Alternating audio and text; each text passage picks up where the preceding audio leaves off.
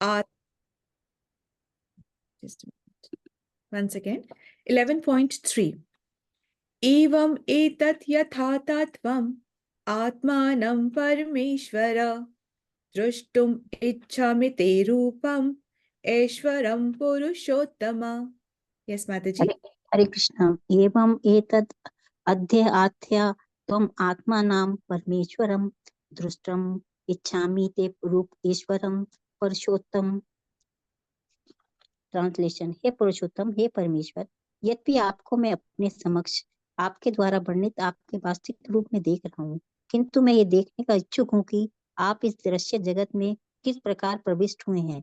मैं आपके उसी रूप को दर्शन करना चाहता हूँ। हरे कृष्ण माता जी, दंडवत प्रणाम। हरे कृष्ण माता जी, धन्यवाद, थैंक यू सो मच। सो इसका श्लोक का ट्रांसलेशन पहले लेते हैं। एवं एतत् यथा तत्वम मतलब ऐसा ही है, ये है जैसा कहा है। किसने कहा है? आत्मानम परमेश्वरम, आपने अपने आप को ही परमेश्वर, मतलब जैसा आपने बताया है वैसा ही है। दृष्टुम इच्छा मिते रूपम, देखना चाहता हूं आपके रूप को। चाहता हूं मतलब इच्छा हो गई है, पर अब मैं उसको देखना भी चाहता हूं। अभी तक आपने बोला और मैंने सुना, परंतु अब इच्छा हो गई है कि मैं देखना भी चाहता हूं। क्या देखना चाहता हूं? ऐश्वरम पुरुषोत्तमम, मतलब ऐश्वर्य पूर्वक हे पुरुषोत्तम, मतलब आपके उस ऐश्वर्य, वो जो 82 ऑपुलेंस जो आपने इतना बताया है, मैंने सुना, पर मैं आपको देखना भी चाहता हूं। हे पुरुषोत्तम, आपने अपने आप को जैसा कहा है आप वैसे ही हो। हे परमेश्वर, मैं आपके उसी ऐश्वर्य युक्त रूप को देखना चाहता हूं। ठीक है, ऐसे कह रहे। सो अब इसका थोड़ा श्लोक का ट्रांसलेशन समझेंगे। पहले दो श्लोकों में, तीसरा श्लोक है 11th चैप्टर का। पहले दो श्लोकों में अर्जुन ने कहा कि आप कृपा करना चाहते थे, इसलिए आपने अपना गुह्यतम मतलब मोस्ट कॉन्फिडेंशियल जो ज्ञान था वो मुझे दिया, और मैंने उसे विस्तार से सुना। शॉर्टकट में नहीं सुना कि 7 दिन में सुन लिया, 5 दिन की भगवत गीता कर ली, एक दिन पढ़ लिया, नहीं। मैंने उसको विस्तार से सुना, जैसे जैसे आपने कहा मैंने उसको विस्तार से सुना, मतलब मैंने सुना। अब वहां की क्षमता थी कि सुन करके याद रख पाए, कलयुग की क्षमता है ही नहीं कि सुन करके याद रख पाए। तो इसलिए हमें रोज पढ़ना होता है, और जब हम सुन भी रहे होते तभी भी हमें नोट्स बनाने चाहिए, जिससे कि हम उसको वापस से जब रीड करें तो हम उसको समझ पा सके, और उसको दूसरों से शेयर भी करना चाहिए। जब हम शेयर करते हैं तो खुद के थॉट्स भी फिल्टर होते हैं, ठीक है ना। तभी बोलते हैं ना, जब हम बोलते हैं ना कि लेट्स मीट ओवर कॉफी, तो वो क्या होता है, हम शेयरिंग करते हैं। जब हम शेयरिंग करते हैं तो हर वक्त जरूरी नहीं होता कि हमें उस प्रॉब्लम का सिल्यूशन ही चाहिए, परंतु जब हम अपने मुख से अपनी प्रॉब्लम को बोलते हैं तो कई बार प्रॉब्लम फिल्टर होके उसका सिल्यूशन हमें खुद से भी आ पाता है। इसलिए सुनना बहुत इंपॉर्टेंट है। अगला सुन करके हमें सिल्यूशन दे पा रहा है, जरूरी नहीं बोल के दे पाए, सिर्फ सुनने से ही हमारे थॉट्स फिल्टर होते हैं, फिर हम अपना सोल्यूशन भी ले पा सकते हैं कई बार। सो एनीवे, तो वो कह रहे मैंने सुना, विस्तार से सुना, और सुनने के बाद क्या हुआ, मेरा मोह जो है वो नष्ट हो गया। तो अब आप इस वाले श्लोका में रिक्वेस्ट कर रहे हैं, अब एक रिक्वेस्ट कर रहे हैं अर्जुन, क्या कह रहे हैं कि क्या आप अपना वो रूप जो ऐश्वर्यपूर्ण रूप है, क्या आप वो रूप मुझे दिखा सकते हैं? ठीक है, क्योंकि भगवान ने बहुत कुछ कहा ना कि मेरे अंश में ही सब कुछ है, जो बेस्ट ऑफ द बेस्ट है वो बेस्ट मैं हूं, वो मेरा रिप्रेजेंटेशन है, वो मेरी विभूति है, वो मैं हूं, और वो सब मेरा अंश मात्र का खेल है।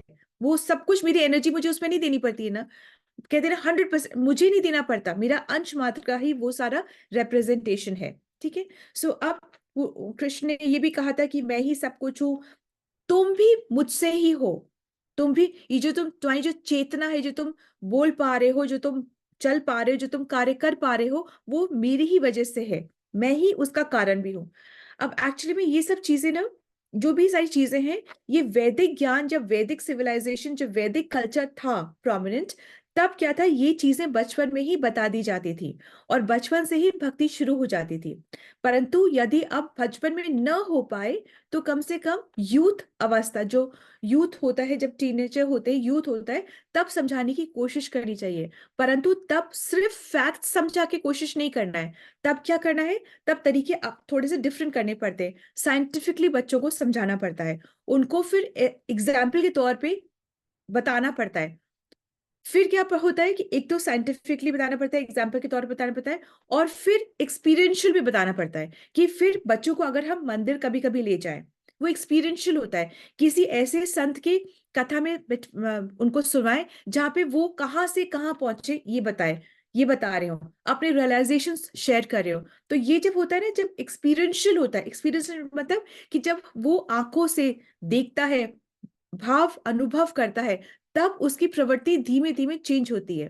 तो या तो बचपन में नहीं हुआ, तो जब यूथ में होता है तो साइंटिफिकली, लॉजिकली अपना एग्जाम्पल सेट करके, और उनको ऐसे स्थानों में जैसे मंदिर में, सत्संग में, तीर्थ स्थल पर, ऐसे लोगों के बीच जो कि बहुत एलिवेटेड हो, उन उन उन उनसे मेंटरिंग करवा करके फिर हम उनको करवा सकते हैं, उनको उस राह पे ला सकते हैं। क्योंकि जब बहुत मेच्योर हो जाते, जब बहुत सीजन हो जाते, तो उनका एक तो पहले के इंप्रेशन चले हुए आ रहे होते, और फिर इस लाइफ टाइम में भी उन्होंने अपनी लाइफस्टाइल या अपनी हैबिट्स बना ली होती हैं। तो ऐसा नहीं होता है कि आप आसानी से उनको उस चीज से अलग कर सको, बहुत डिफिकल्ट होता है। ठीक है। और ऐसा भी होता है कि ना, ऐसा नहीं है कि भगवान से सबको प्रेम है तो ऐसा नहीं कि उन्होंने जिंदगी भर कभी कुछ भगवान का नाम ही नहीं लिया, वो नाम लेते हुए आ रहे हैं। अब नाम लेते लेते उन्होंने बहुत तरीकों से नाम लिया है, ठीक है ना, बहुत विधि विधान से नाम लिया है, बहुत तरीकों से नाम लिया है। तो अब उनके चित्त पर उस विधि विधान का, उस रिचुअल का, ये करना है वो नहीं करना है, ऐसे यज्ञ करना है, दान करना है, तपस्या करनी है, ऐसे करना है वो करना है, इन सब का इंप्रेशन बन चुका है। तो ये इंप्रेशन बहुत ज्यादा स्ट्रांग होता है, इसको हटा पाना या इसके ऊपर कुछ छाप पाना बहुत मुश्किल होता है। ठीक है। सो इस तरीके से होता है, तो ऐसे। अच्छा, अब सेकंड चीज हम देखेंगे ये, कि बेसिकली ना, ये पूरे ब्रह्मांड में खाली बहुत गौर से देखा जाए तो सिर्फ तीन चीजें हैं, सिर्फ सिर्फ तीन चीजें हैं। भाई हम तो हैं ही, हम तो दिख ही रहे हैं, तो हम क्या है, हम आत्मा है, ये चीज है एक। ठीक है, आत्मा हो गई। सेकंड क्या है, परम आत्मा, सुपर सोल। और थर्ड क्या है, ये जो भी चीज हमको दिख रहा है, ठीक है, जो भी चीज है, अलमारी, टेबल, कुर्सी, जो भी चीज है जिसमें कि वो चेतन अवस्था में नहीं है, जड़ अवस्था में है, ये संसार की भौतिक चीजें जो है। ठीक है, तो ये तीन चीजें हो गई। तो एक क्या हो गया, जो दिख रहा है ये संसार, ठीक है। एक क्या हो गया, आत्मा। और एक हो गई परम आत्मा, ये तीन चीजें हो गई, नो कंफ्यूजन। ठीक है।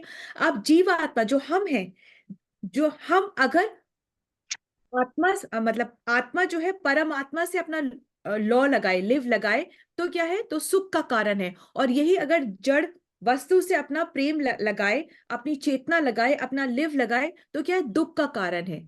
ठीक है। ये हमारी चॉइस है। हम भगवान की तरफ, चीजें तीन ही हैं, हम, भगवान और ये संसार, तीन ही चीजें हैं। अगर हम संसार में मन लगाते हैं तो दुख का कारण है, हम अगर भगवान में मन लगाते हैं तो सुख का कारण है। ये बातें बचपन से ही अगर पता चल जाए तो आसान हो जाता है टीनेज के फेज को पास करना, और बहुत सुखद पूर्ण हो जाता है। जब हम ओल्ड एज अवस्था में पहुंचते हैं तो सुखद हो जाता है तब, और नहीं तो बहुत दुख का कारण होता है। ठीक है। अब हम जो है, आत्मा जो है, हमें अच्छी बुद्धि है, बहुत अच्छी बुद्धि दे रखी है भगवान ने। तो हम उस बुद्धि से क्या करते हैं, हम इस जड़ या संसार की चीजों में अपना लगाव लगाते हैं, अपना सुख ढूंढते हैं, और उसी के लिए हम नए नए इन्वेंशंस करते हैं, नए नए एडवांसमेंट्स करते हैं। ठीक है, और यही फिर बाद में दुख का कारण भी बनती है। Hare Krishna, please be mindful of the mic. ठीक है, तो हम ये देखते हैं कि खाने में क्या खाएं, अच्छा उसमें अपना दिमाग बहुत लगाते हैं।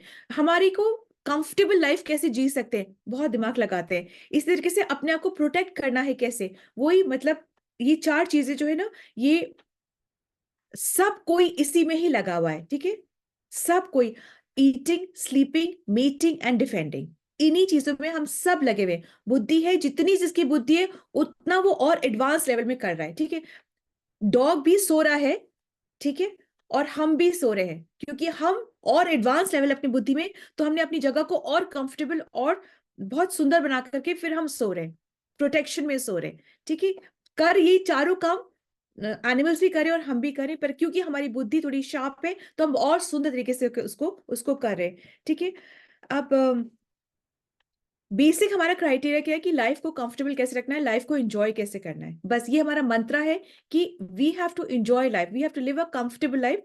लाइफ को एंजॉय कैसे करना है, ये हमारा मंत्रा हमने बना के रखा है। परंतु फिर भी क्या हम खुश हैं इस मंत्र से? क्या हम खुश हैं? अगर पैसा ही खुशी का कारण होता, अगर हम पैसे से ही किसी की खुशी नापते, तो क्यों फिर बड़े बड़े जो बॉलीवुड हॉलीवुड स्टार्स है वो आत्महत्या करते? बताइए, अगर धन ही, तो फिर क्यों जैसे आ, इतने धनी जो जैसे कैफे कॉफी डे वाले ने आत्महत्या, कितने लोगों ने, क्या वो गरीब थे इसलिए आत्महत्या करी? नहीं, वो अमीर भी थे तभी भी उन्होंने आत्महत्या करी। तो पैसा धन जो है वो आ, मतलब खुश होने का मापदंड नहीं है कि बहुत रिच है तो वो खुश होगा, ऐसे कोई बात नहीं। ठीक है, क्या होता था वैज्ञानिक पद्धति में, क्या होता था कि हम अ, भगवान को प्रधान मानते थे और फिर उसके इर्द गिर्द सारा काम करते थे। और अब क्या होता है, अब हम भगवान को प्रधान ना मान के अपने सुख को, अपने कंफर्ट को प्रधान मानते हैं और उसके इर्द गिर्द ही हम सारा जीवन जीते हैं। ठीक है, अब यहाँ पे ना भगवान ने सॉरी अर्जुन ने भगवान को परमेश्वर कहा है। परमेश्वर मतलब परम ईश्वर। तो भगवान वैसे पुरुषोत्तम, पुरुषोत्तम मतलब पुरुषों में बेस्ट पुरुषोत्तम होता है। ठीक है, तो अब क्यों अर्जुन ने बोला कि मुझे आपको देखना है? क्यों बोला? ऐसे सुन तो हो रहा ही था, तो क्या उसको समझ नहीं आई अभी तक? तो क्यों बोला उसने कि मुझे आपको देखना है? इसके भी बहुत सारे कारण हैं। कारण सबसे पहला वन ये है कि चैप्टर 10.16 में अर्जुन ने कहा कि आप अपनी विभूतियां, ऑपुलेंस जो है विस्तार से बताइए। तो कृष्ण ने बताना शुरू कर दिया और उन्होंने 82 विभूतियां बताई। परंतु अब वो बताते बताते बताते बताते उसने कहा कि आपने बता दिया पर मैं को आपको देखना चाहता हूं। वो इसलिए ऐसे कहा क्योंकि कलयुग के जो प्राणी होंगे ना, जो वो लोग होंगे, तो वो लोग बहुत डाउट करेंगे इन बातों पे, वो लोग इतनी आसानी से इन बातों को मानेंगे नहीं। तो इसलिए उनको बताने के लिए आप अपना ये पूरा विराट रूप दिखाइए, जो न माने उसको बताने के लिए ये विराट रूप आप दिखाइए, नंबर वन। नंबर टू, आप कुछ लोग कलयुग में ऐसा भी होगा कि अपने आप को ही भगवान बना करके आगे लोगों को बुद्धू बनाएंगे। ठीक है, और ये बात बोली गई है कलयुग में कि हम बुद्धू बनना चाहते हैं, हम चीट होना चाहते हैं, इसलिए अगला हमें चीट करता है। ठीक है, अगर अगर हम चीट ना होना पाए, होना चाहें तो अगला चीट नहीं करेंगे, पर हम होना चाहते हैं इसलिए अगला करता है। तो इसी तरीके से इसी परंपरा को आगे चलाते हुए होता ये है कि लोग अपने आप को ही भगवान बना देते हैं, अपने आप को ही भगवान बना करके और अपने आप को ही पूजने के लिए कह देते हैं। तो कलयुग में ऐसा बहुत होगा। तो जब ऐसा हो, तो ये बताने के लिए कि कृष्ण ऑर्डिनरी नहीं थे, तो ऑर्डिनरी पुरुष कृष्ण नहीं हो सकते हैं। तो ये आप उनके लिए ये सारा बताइए कि आप अपना ये वाला रूप सबको दिखाइए। ठीक है, फिर क्या बोलते थे कि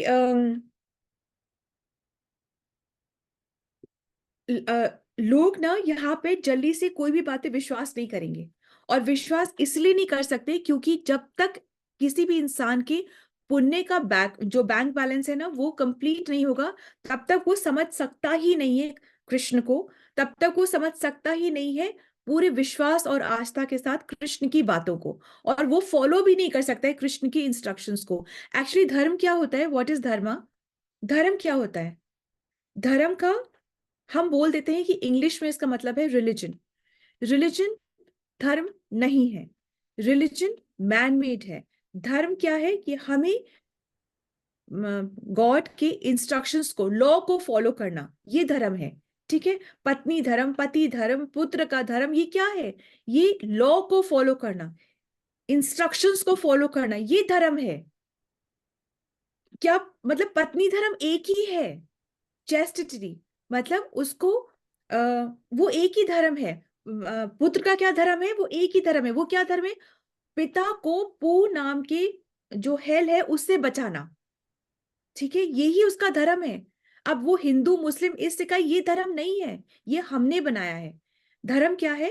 धर्म सिर्फ और सिर्फ भगवान के बताए हुए इंस्ट्रक्शंस को नियम को फॉलो करना, यही धर्म है।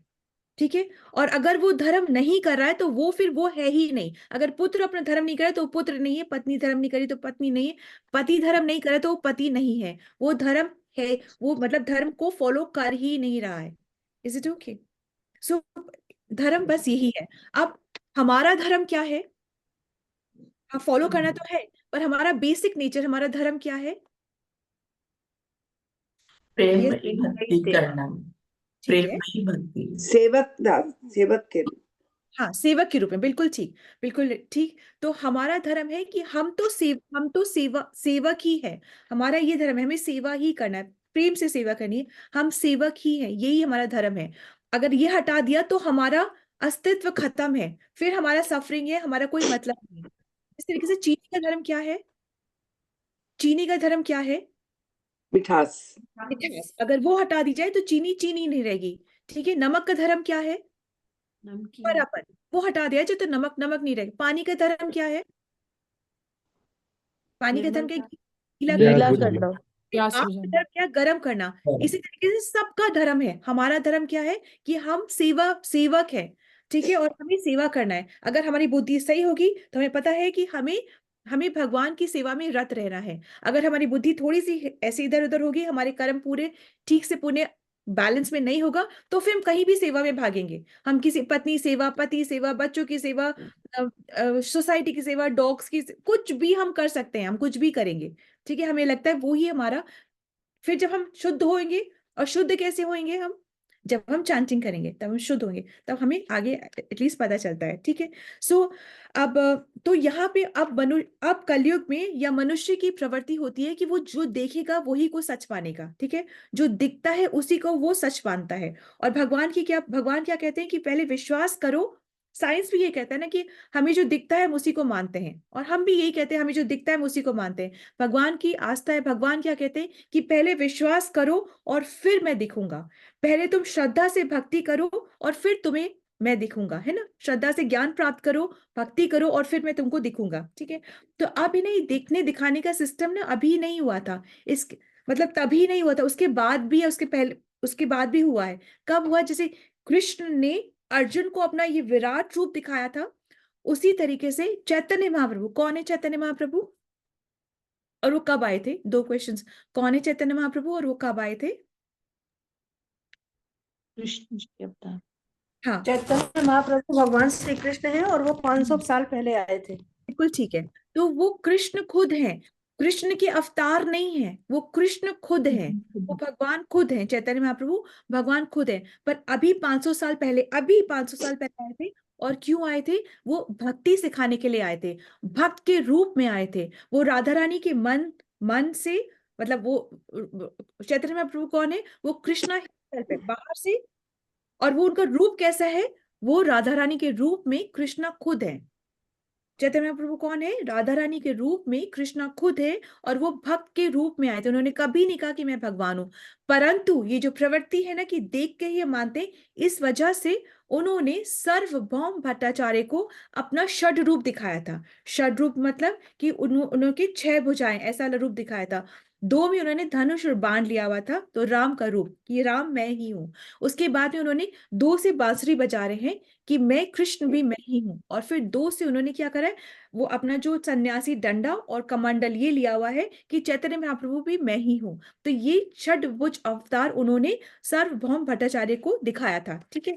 आप इसके बाद में यही जो है कि एक बारी रामानंद राय, है ना, ये कौन है भाई? मतलब कृष्ण और राधा रानी का तो स्वरूप कौन हो गए? चैतन्य महाप्रभु। अब उन्हीं की एक सखी है, ललिता सखी, उनका रूप है रामानंद राय। ठीक है। उनको भी उन्होंने दर्शन दिए थे, उन्होंने राधा कृष्ण दर्शन दिए थे। ठीक है। Please be mindful of the mic. Okay, I have done. ठीक है। सो भगवान कहते हैं, भगवान हमेशा से हमारे अंदर बैठे हुए हैं, परमात्मा के रूप में। कोई नए नहीं अभी प्रकट होंगे, हम भक्ति करेंगे तो अब आ गए भगवान मेरे अंदर, ऐसे नहीं होता है। भगवान चाहे हम कितने भी गिरे हुए क्यों ना हो, भगवान है, परमात्मा के रूप में हमारे अंदर है।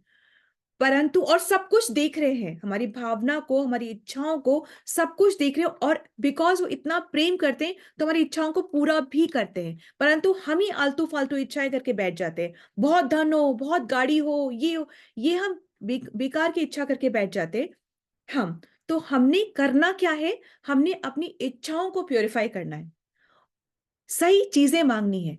इच्छा प्यूरिफाई कब होगी, जब हम जपा करेंगे, जब हम चैंटिंग करेंगे, तब हमारी इच्छाएं पूरी होंगी। तो भगवान हमारे चित्त में हमेशा से बैठे हुए हैं, परंतु जब भक्ति करेंगे तब एक्टिवेट होंगे। ठीक है, जब भक्ति करेंगे तब एक्टिवेट होंगे, और जब हम भगवान से प्रेम करना सीखेंगे तब भगवान हमारी तरफ अट्रैक्ट होंगे। हम भगवान की तरफ अट्रैक्ट होते रहे, कोई फर्क नहीं पड़ता। भगवान जब हमारी तरफ, कि कौन ये भक्त है, जब भगवान देखेंगे ना, अरे ये कौन है जो रोज सुबह सुबह आ ही जाता है, ये कौन है, तब बात बनती है। ठीक है, हम कितना ही मंदिर में जाके दर्शन करना चाहें, उससे कुछ फर्क नहीं पड़ता, पर कभी जब भगवान की दृष्टि हम पे पड़ जाएगी तो उससे जीवन ही बदल जाता है। इसलिए कहा जाता है जब मंदिर में दर्शन करने जाते हैं तो हम अगर आगे धक्का देकर के पहुंच जाए उससे कोई फर्क नहीं पड़ता। ठीक है, हम भगवान को देख ले, कोई फर्क नहीं पड़ता, परंतु वही अगर हम किसी प्योर भक्त के पीछे खड़े हो जाए और भगवान की दृष्टि उस प्योर भक्त पे पड़ी और उसके बाद तुम्हारे पे भी दृष्टि पड़ गई, तो बात बन जाती है। ठीक है, सो इस तरीके से तो ऐसे कहते हैं कि हमें सबको प्रेम की निगाह से ही देखना चाहिए। ठीक है, क्योंकि सब में परमात्मा बसते हैं। हरे कृष्णा, धन्यवाद प्रणाम। श्रील प्रभुपाद की जय, श्रीमद् भगवद गीता की जय। हरे कृष्णा, धन्यवाद प्रणाम। So do we move forward?